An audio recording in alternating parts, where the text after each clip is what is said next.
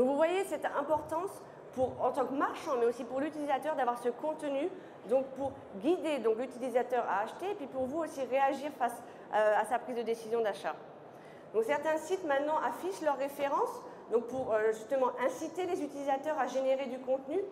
Donc si on prend l'exemple maintenant de locationdevoiture.fr, il affiche plusieurs sources, Le Figaro, TÜV, Ciao, l'officiel du net. Donc pour montrer à ses utilisateurs, à sa clientèle, générer du contenu, dites-moi ce que vous pensez de votre achat. Un petit exemple qui nous vient des États-Unis, toujours pays précurseur, peut-être que ça nous arrivera bientôt. Maintenant, aux États-Unis, quand vous allez acheter dans un magasin normal, Carrefour ou autre, sur votre ticket de caisse, vous avez une petite phrase, une petite annotation qui vous incite à aller déposer un avis sur les sites online, parce que souvent, ces grands magasins ont aussi des sites internet. Et donc, toujours ce besoin de créer du contenu, et donc de l'aide, toujours de l'aide pour l'utilisateur. Donc voilà l'intérêt de rédiger des avis. Les utilisateurs participent volontiers. Maintenant, ils ont beaucoup de sources, des moteurs de recherche, les plateformes communautaires, portails et blogs, donc pour les aider à prendre des décisions d'achat.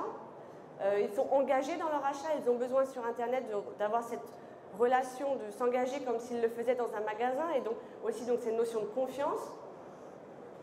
Et donc les avis et expériences sur les produits et services ont maintenant une valeur ajoutée.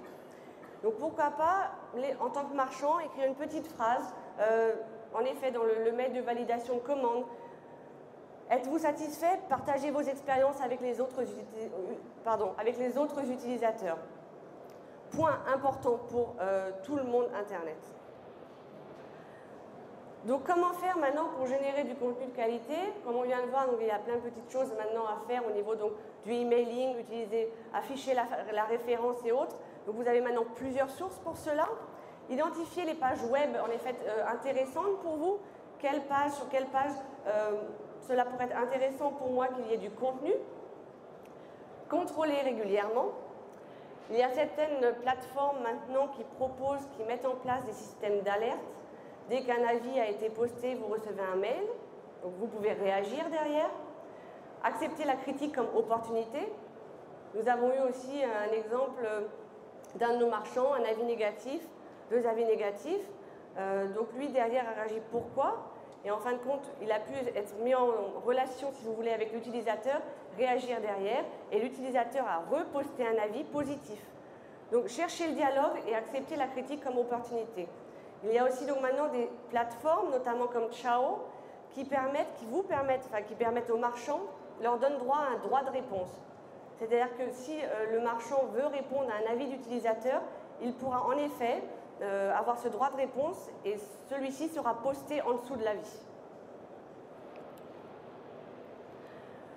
Pour terminer, un petit point sur une plateforme qui propose tout cela, qui aide l'utilisateur à prendre confiance dans son achat et qui génère du contenu de qualité pour l'aider dans sa prise de décision d'achat, Ciao. Nous n'avons pas été présents l'année dernière pendant 1 an et demi, et je trouve intéressant, même très important maintenant, qu'on fasse un petit point sur l'actualité de Ciao, ce qu'il en est. Nous sommes toujours leader européen, cela n'a pas bougé, avec plus de 42 millions de visiteurs uniques, présents sur 7 pays, comme vous pouvez le voir. Nous sommes d'ailleurs leaders en Allemagne, Espagne et Italie, et la France maintenant. Concernant la France et cette communauté, la génération de ce contenu, nous avons maintenant pour la France environ 600 000 membres qui rédigent plus de 820 000 avis sur plus de 1,1 million de produits. Donc vous voyez ce contenu de qualité important pour les utilisateurs qui pousse les utilisateurs, si vous voulez, à réfléchir sur leur prise de décision d'achat. D'ailleurs, une petite anecdote sur cette communauté de membres, ces 600 000 membres.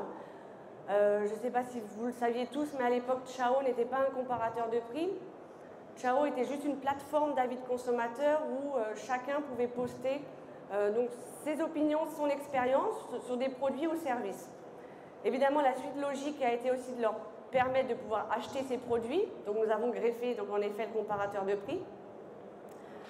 Et c'est rigolo parce que ces membres, indépendamment de nous, se rencontrent Et d'ailleurs, en février dernier, ils ne se sont pas tous retrouvés, mais une partie à Paris. Donc, indépendamment de nous, évidemment, on avait envoyé quelques petits cadeaux. Et donc, vraiment, l'importance de cette communauté et donc qui n'est qu'amenée à grandir. Concernant Ciao maintenant pour la France, donc nous sommes numéro 1, nous sommes repassés numéro 1, donc avec 4,5 millions de visiteurs uniques selon ComScore en juillet 2009. Nous avons à peu près plus de 460 partenaires maintenant. Et au niveau de l'actualité, vous le savez aussi sans doute, en octobre 2008, en octobre dernier, nous avons été rachetés par Microsoft. Quelques petites nouveautés, notamment avec l'intégration. Donc en fait, l'intégration dans Microsoft, la première phase a été remportée avec succès, si on peut dire ça comme ça, puisque nous sommes maintenant le portail shopping de Bing et de MSN. Donc en effet, quand vous allez maintenant sur Bing, tout est redirigé donc sur Ciao. Donc ça donne encore à nos utilisateurs et à cette communauté l'opportunité d'avoir accès à un réseau encore plus dense. Et donc sur MSN maintenant, donc toujours cette redirection, donc nous sommes aussi le portail shopping d'MSN, un partenariat, un travail avec MSN qui remporte un grand succès, et notamment toujours cette notion pour nous, et notamment pour nos utilisateurs d'avoir ce contenu, toujours cette idée de contenu et d'information, pas juste de la redirection des produits, mais vraiment cette idée de contenu.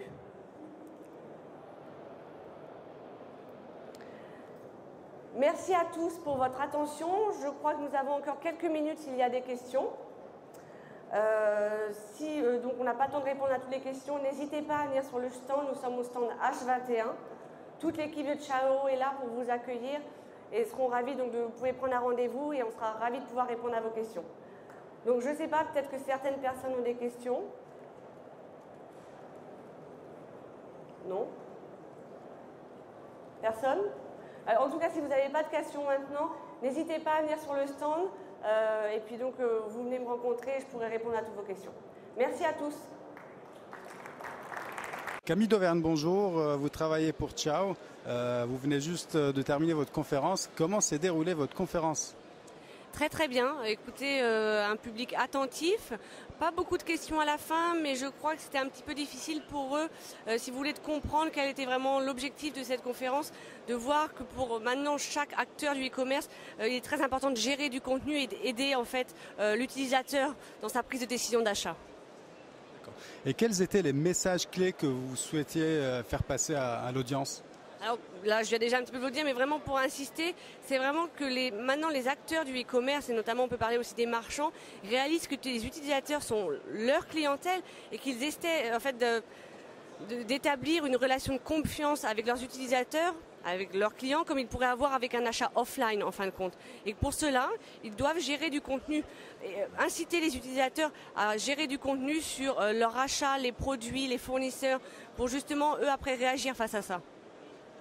Et c'est important pour Ciao d'être présent dans ce type d'événement, dans ce type de salon ? C'est très très important. C'est vrai que nous avons été absents l'année dernière. Et c'est vrai que là, on a une équipe pour la France qui est vraiment bien construite, qui travaille extrêmement bien, très motivée. Et donc de montrer ça un petit peu à tous les acteurs du e-commerce que nous sommes là, motivés dans notre travail de tous les jours. Et qu'en effet, nous souhaitons, au niveau, que ce soit les utilisateurs ou bien les marchands, être au centre de cette relation.